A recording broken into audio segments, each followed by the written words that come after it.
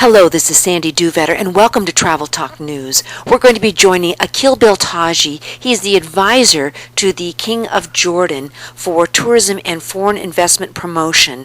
And this is a very important presentation called The 7 Pillars of Tourism. We feel as if we're all very lucky to have this available to us, so please take advantage. This is actually taken from a meeting in Nanjing, China, for the Marketing Tourism Summit that was held in November of 2004.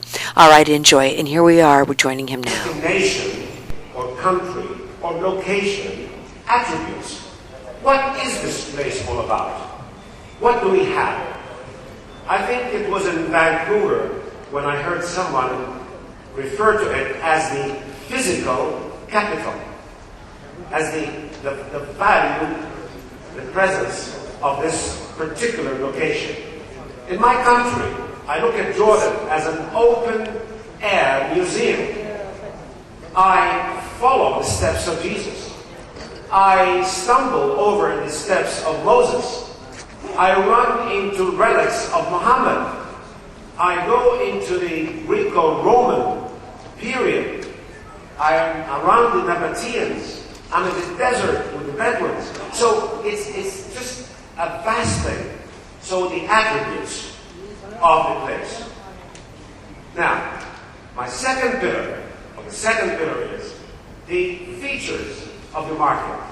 You know, in Marketing 101, the basic was define your product, identify your market, and go into what is called segmentation. And I remember in those days we were told if you wanted to advertise for the Holy Land, you do not advertise in Playboy. So, well, sometimes you do, but you get more attraction. I think Keith would want to do that. However, the features of the market are very important. Now, when I talk about this biblical land, when I talk about this biblical roadmap, you know, in the Middle East we have the peace roadmap, we have the biblical roadmap. Now, what does this reflect to? Who is seeing it? It would be the Christian world, the Muslim world, the Jewish world, the Buddhist world, and it would be those people who are in culture, into antiquities, and the like. 3, the infrastructure. The infrastructure here is what is flat on the ground.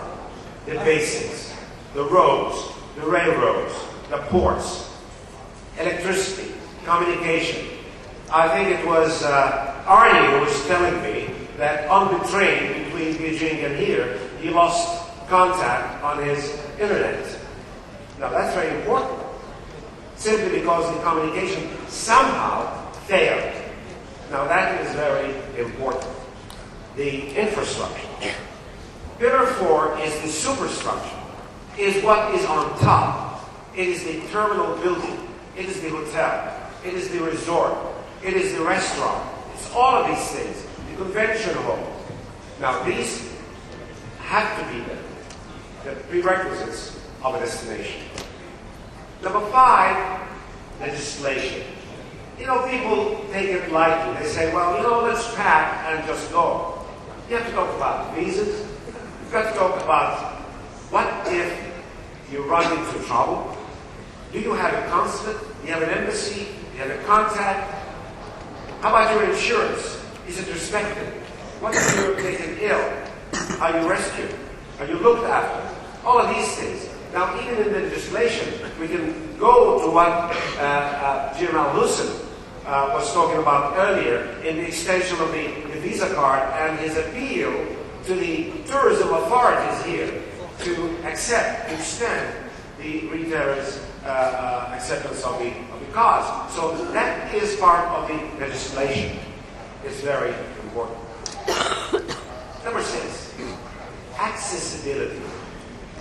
Now, look at the Seychelles. Most beautiful. It's a paradise. Now, what if we build everything? What if we attract everybody? What if we put all the legislation in the world? What if we do it all? and we just cannot access to Seychelles. What if British Airways or Emirates or Seychelles Airlines did not fly regular and charter flights? Now, that destination is there. Accessibility by land, by sea, by air. And it is not just a one frequency, because in the airline terms, a one frequency is no frequency. It is frequencies. It is the volume of these flights, because this will have a direct effect on the cost, on the price. The more flights, more volume, the less cost. That's why you see these low-cost airlines nowadays are shuttling back and forth to these new destinations.